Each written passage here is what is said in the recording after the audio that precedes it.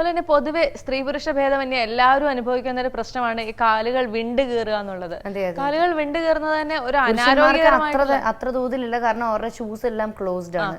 അവരുടെ ചെരുപ്പുകൾ എപ്പോഴും അവരുടെ ഉപ്പൂറ്റിയെ കവർ ചെയ്യുന്ന ഒരു തരം ചെരുപ്പുകൾ ആയതുകൊണ്ട് പുരുഷന്മാർക്ക് അത്ര തന്നെ ഇല്ല. പക്ഷെ എന്നാൽ ഇതൊരു വളരെ അനാരോഗ്യകരമായ പ്രവണതയാണ്. നമ്മുടെ കാലുകൾക്ക് നമ്മൾ ആവശ്യത്തിന് ശ്രദ്ധ കൊടുക്കാതിരിക്കുമ്പോഴാണ് ഇത്തരത്തിലുള്ള തികച്ചും വളരെ ചെറുതെന്ന് തോന്നുമെങ്കിലും നമ്മുടെ ശരീരത്തിലെ ഒരു ഹെൽത്ത് ഇഷ്യൂവിനെ തന്നെയാണ് ഈ വിണ്ട് കീറലാണെങ്കിലും കാണിക്കുന്നത്.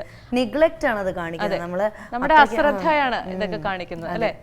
അപ്പോൾ ഇത്തരം കാര്യങ്ങളെല്ലാം ശ്രദ്ധിക്കുക. നമ്മുടെ കാല് വൃത്തിയായിരിക്കേണ്ടത് നമ്മുടെ തന്നെ ആവശ്യമാണ്.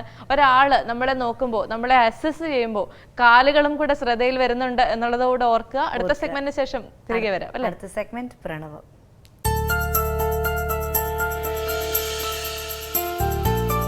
നമസ്കാരം.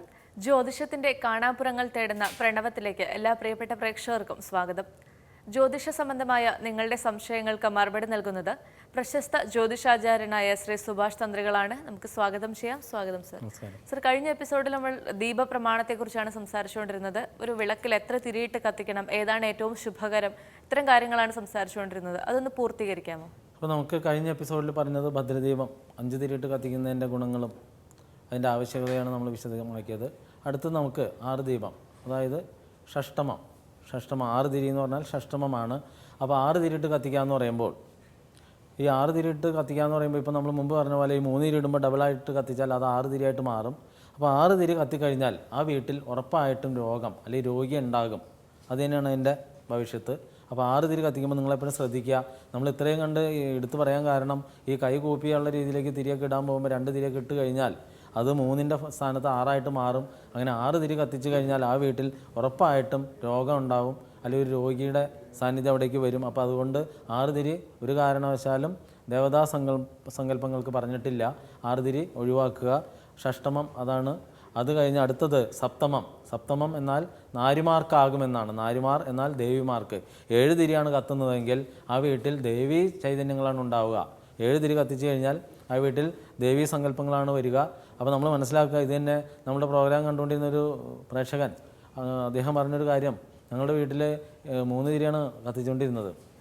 അത് പെട്ടെന്ന് 7 തിരിയിലേക്ക് മാറ്റി കഴിഞ്ഞപ്പോൾ പിന്നെ വീട്ടിൽ കലഹം തുടങ്ങി. അതെന്താ കാരണം എന്ന് ചോദിച്ചു. അപ്പോൾ അതിൻ്റെ കാരണം എന്താണെന്ന് വെച്ചാൽ 3 തിരി കത്തിച്ചുകൊണ്ടിരുന്നപ്പോൾ അവിടെ ശൈവ വൈഷ്ണവ ശാക്തേയം 3 ചൈതന്യങ്ങൾക്കും അവിടെ ഇടം കൊടുത്തിരുന്നു. ഇത് കഴിഞ്ഞ് 7 തിരിയിലേക്ക് മാറിക്കഴിഞ്ഞപ്പോൾ ദേവീ സങ്കല്പങ്ങൾക്ക് മാത്രമാണ് അവിടെ സാന്നിധ്യം വന്നത്. അങ്ങനെ വരുമ്പോൾ മറ്റ് സങ്കല്പങ്ങളുടെ പ്രശ്നമാണ് കാണിച്ചത്. അപ്പോൾ അതുകൊണ്ട് ശ്രദ്ധിക്കുക. നമ്മൾ എപ്പോഴും തിരി കത്തിക്കുമ്പോൾ 7 തിരിയുടെ ഗുണമേ പറയുന്നുള്ളൂ, 7 തിരി കത്തിക്കാൻ പറയുന്നില്ല. കാരണം 7 തിരി കത്തിക്കുമ്പോൾ 5 തിരി കത്തിച്ചുകൊണ്ടിരുന്ന ഭവനത്തിൽ 7 തിരി വരുമ്പോൾ ദേവീ സങ്കല്പങ്ങൾക്ക് മാത്രമേ അവിടെ സ്ഥാനം ഉണ്ടാവുള്ളൂ. അപ്പോൾ മറ്റുള്ള സങ്കല്പങ്ങൾ അതിൻ്റെ ബുദ്ധിമുട്ട് കാണിക്കുമ്പോൾ ഈ സങ്കല്പങ്ങൾ ഒരിക്കലും വന്നിട്ട് അവിടെ ഉറഞ്ഞു തുള്ളി ശരീരത്തിലൊന്നും വന്ന് വാളെടുത്ത് വെട്ടാനൊന്നും വരില്ല, ചൂരലിന് അടിക്കാനൊന്നും വരില്ല. ഈ പരസ്പരം കുടുംബാംഗങ്ങൾ തമ്മിലുള്ള കലഹം ഇങ്ങനെയുള്ള നമ്മളെ കാണിച്ചു തരാൻ അനർത്ഥങ്ങളൊക്കെ വരും. അതുകൊണ്ട് നമുക്ക് 5 തിരി കത്തിക്കൊണ്ടിരിക്കുന്ന വീട്ടിൽ 5 തിരി തന്നെ കത്തിയാൽ മതി. അല്ലാതെ നമ്മളതിൻ്റെ ദീപപ്രമാണം പറഞ്ഞു പോകുമ്പോൾ ഒരു മാന്ത്രിക കർമ്മത്തിലൊക്കെ ഇരിക്കുന്ന ആളുകൾക്ക് വേണ്ടിയിട്ടാണ് ഇത് 7 തിരിയൊക്കെ കുറിച്ച്, അതായത് തിരിയുടെ തന്നെ പറയുന്നത് ഓരോ കർമ്മം ചെയ്യുമ്പോൾ കർമ്മികൾ അറിഞ്ഞിരിക്കാൻ വേണ്ടിയാണ് പ്രധാനം പറയുന്നത്. നമ്മൾ ഭക്തരെപ്പോഴും 5 തിരി വരെയുള്ള തിരികൾ മാത്രമേ ഇത് ഉപയോഗിച്ചാൽ മതി. അല്ലാതെ 7 തിരിയൊക്കെ കത്തിക്കുക എന്ന് പറയുമ്പോൾ ഇപ്പോൾ ഒരു ദേവി പൂജയാണ് ചെയ്യുന്നതെങ്കിൽ ആ ദേവി ചൈതന്യത്തിന് ഒത്തിരി ശക്തി വരണമെങ്കിൽ 7 തിരി വെച്ച് വിളക്ക് വെച്ച് കത്തിച്ച് കഴിഞ്ഞാൽ നല്ല പവറോടുകൂടി തന്നെ ദേവീ സങ്കല്പം വരും. അതിനുവേണ്ടിയാണ് ഇത് പറയുന്നത്. അല്ലാതെ നമുക്ക് ദേവീനോടാണ് പ്രീതി കൂടുതൽ, അതുകൊണ്ട് ദേവിക്ക് വേണ്ടിയിട്ട് ഒരു 7 തിരി ഇട്ടിട്ട് വിളക്കാവാം എന്ന് വെക്കുമ്പോൾ 5 തിരി കത്തിച്ചുകൊണ്ടിരിക്കുന്ന അല്ലെങ്കിൽ 3 തിരി കത്തിച്ചുകൊണ്ടിരിക്കുന്ന ഒരാൾ പെട്ടെന്ന് കയറി 7 തിരിയിലേക്ക് വന്നു കഴിയുമ്പോൾ പ്രശ്നം ഉണ്ടാവും. അതല്ല 2 തിരി കത്തിച്ചുകൊണ്ടിരിക്കുന്ന ഒരാളാണെങ്കിൽ തീർച്ചയായിട്ടും അവർക്ക് 7 തിരി കത്തിക്കാം. അങ്ങനെ വരുമ്പോൾ ദേവിയോടുള്ള ഇഷ്ടമാണ് കാണിക്കുന്നത്, ദേവീ സങ്കല്പത്തിനോട് പ്രാധാന്യം വരും. ആ വീട്ടിൽ ഒരു കാരണവശാലും കലഹം വരില്ല. അപ്പോൾ 7 തിരി കത്തിക്കുമ്പോൾ സപ്തമം നാരിമാർക്കാകും. അടുത്തത് അഷ്ടമം 8 തിരി കത്തിക്കുക എന്നുള്ളതാണ്. അപ്പോൾ 8 തിരി കത്തിക്കുമ്പോൾ എന്ത് സംഭവിക്കുമെന്ന് വെച്ചാൽ ആ വീട്ടിൽ ഉറപ്പായിട്ടും മരണം സംഭവിക്കും. അഷ്ടമം മരണം അതായി വരും എന്ന് തന്നെയാണ്. അഷ്ടമം എന്ന് വെച്ചാൽ ഈ 4 തിരി കത്തിക്കുമ്പോൾ ഈ 2 തിരി അങ്ങോട്ടും കൈ കൂപ്പിയൊക്കെ ഇടുമ്പോൾ 8 തിരിയായിട്ട് മാറും. ആ വീട്ടിൽ തീർച്ചയായിട്ടും അവിടെ മരണം തന്നെ ഉണ്ടാകും. അല്ലാതെ ഒരു തർക്കമില്ല കാര്യത്തിൽ. അപ്പോൾ അതുകൊണ്ട് ഒരു കാരണവശാലും അഷ്ടമം 8 തിരിയിലേക്ക് പോകാതിരിക്കുക. അല്ലാതെ ആചാര്യം പറഞ്ഞൊന്ന് വെല്ലുവിളിച്ച് അങ്ങനെ ചെയ്തു നോക്കാമെന്ന് വെച്ചാൽ ചെയ്യണവരോടൊന്നും നമുക്ക് പറയാനില്ല. കാരണം ട്രെയിന് ചാടിയാൽ മരിക്കില്ലെന്നൊക്കെ പരീക്ഷിക്കാൻ പോയാൽ പിന്നെ പരീക്ഷണം കഴിഞ്ഞിട്ട് തിരിച്ചു വരാൻ ആളുണ്ടാവില്ല.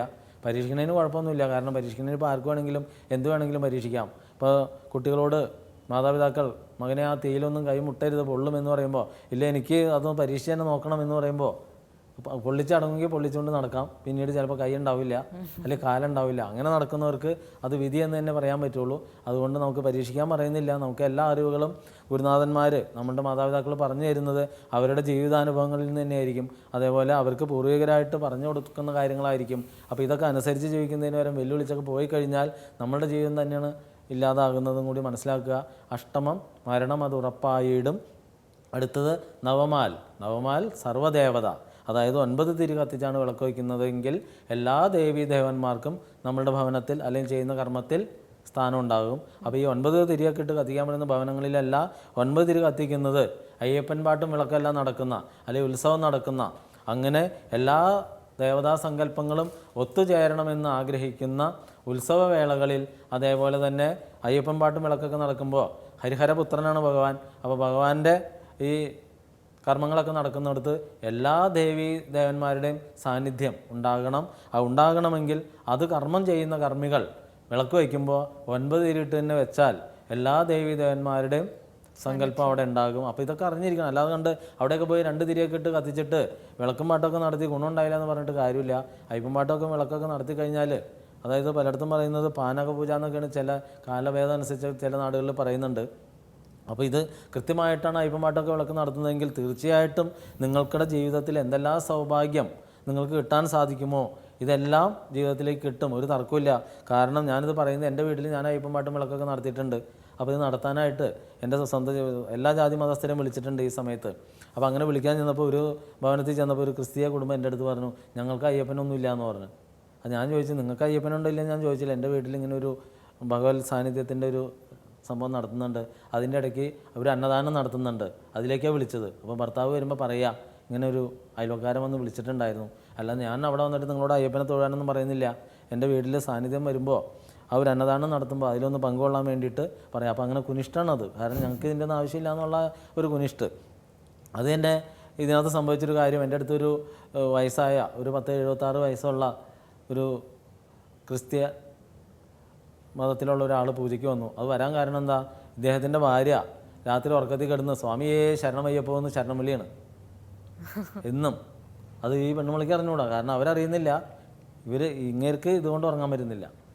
എല്ലാ ദിവസവും ഇത് തന്നെ പരിപാടി, രാത്രി കിടന്ന് സ്വാമിയെ ശരണമയ്യപ്പോ ഉറക്കത്തിൽ. ഇവരെന്താ കാരണം എന്ന് വെച്ചാൽ ഇവർ ഇങ്ങനെയുള്ള വഴികളിലൊക്കെ പോയപ്പോൾ ഇവരുടെ ജീവിത വഴികളിൽ ഇവരിങ്ങനെ ഒരുപാട് നിശ്ചിച്ച് സംസാരിച്ചിട്ടുണ്ട്.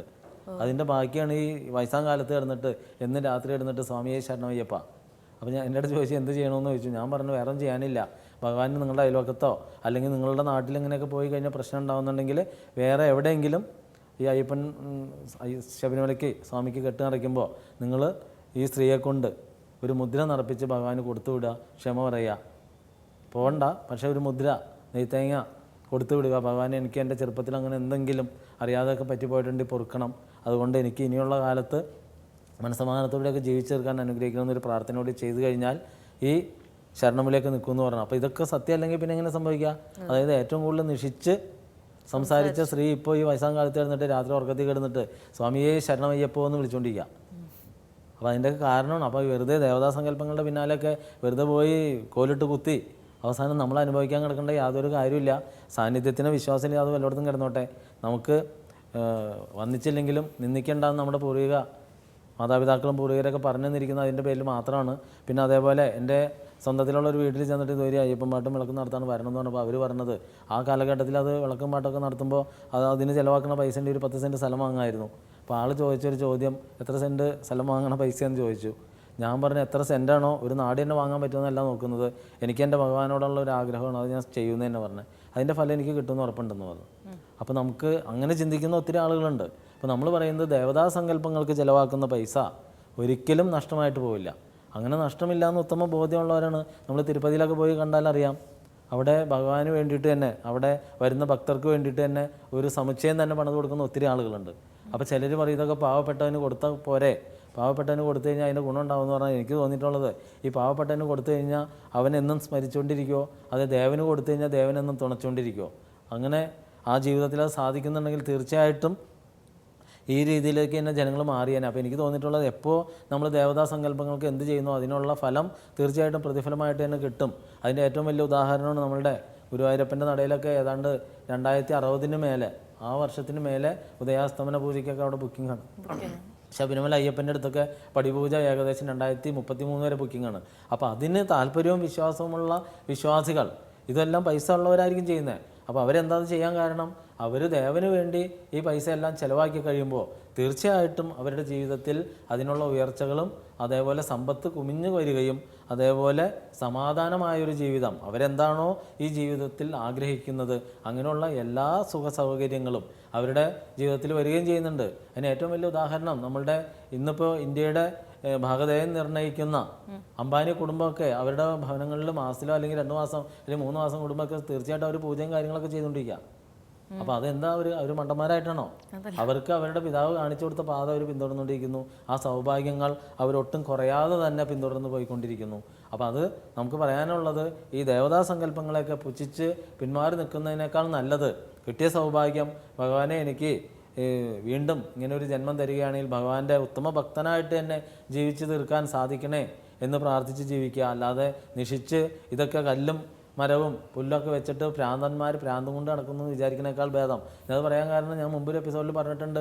ഗുരുവായൂരപ്പൻ്റെ നടയിൽ തൊഴാൻ ചെല്ലുന്ന സമയത്ത് കാറ് പാർക്ക് ചെയ്യാൻ ചെന്ന് കഴിഞ്ഞപ്പോൾ അവിടെ ചീട്ട് മുറിക്കുന്ന ഒരുത്തൻ എൻ്റെ അടുത്ത് പറഞ്ഞൊരു കാര്യമാണ്, ഈ വരണം മണ്ടന്മാർക്കൊന്നും വേറെ പണിയില്ല, വന്ന് കിടക്കുന്നുണ്ടെങ്കിൽ ഇങ്ങനെ ഒരു സ്ഥലത്ത് പോലും വണ്ടി ഇടാൻ പോലും സൗകര്യമില്ലാത്ത രീതിയിൽ ജനം കയറി വരികയാണ് പ്രാന്തം പിടിച്ച ആൾക്കാരെന്ന് പറയുമ്പോൾ ഞാൻ തിരിച്ചു ചോദിച്ചു, നിനക്ക് ഈ ജോലി കിട്ടാൻ കാരണം എന്താണ്? ഈ ചീട്ട് മുറിക്കുന്ന ഈ ജോലി കിട്ടാൻ എന്താ കാരണം? എന്തായിരിക്കും കാരണം? അവിടെ ആളുകൾ വരുന്നു. അപ്പോഴും ഭഗവാൻ തന്നെയല്ലേ നിനക്ക് ഈ ജോലി തന്നിരിക്കുന്നത്. അപ്പം അങ്ങനെയുള്ള ഭഗവാനെ നീ നിഷിക്കുന്നതിന് പകരം എൻ്റെ കൃഷ്ണ എന്നെ ഒന്ന് രക്ഷിക്കണമെന്ന് പ്രാർത്ഥിച്ചുകൂടെ എന്ന് ചോദിച്ചു. അപ്പോൾ അത് നമ്മൾ പറഞ്ഞാൽ അവർക്ക് അത് കേൾക്കാനുള്ള മൂളം ഉണ്ടാവില്ല. കാരണം അവൻ്റെ വിധി ആ ഭഗവാന്റെ മുമ്പിൽ കിടന്നിട്ട് പോലും അത് അനുഭവിക്കാനുള്ള യോഗമില്ലാത്ത ജന്മമായിട്ട് തന്നെ തീരുള്ളൂ. ജ്യോതിഷ സംബന്ധമായ നിങ്ങളുടെ സംശയങ്ങൾ കത്തുകളായി അയക്കുക. നിങ്ങളുടെ സംശയങ്ങൾക്ക് ടെലിഫോണിലൂടെ മറുപടി ലഭിക്കുന്നതല്ല. കത്തുകൾ അയക്കേണ്ട വിലാസം to the producer, ladies hour, Kaumudi TV, Pettah, Thiruvananthapuram. ഒരു പുതിയ വിഷയവുമായി വീണ്ടും കാണാം. നന്ദി, നമസ്കാരം.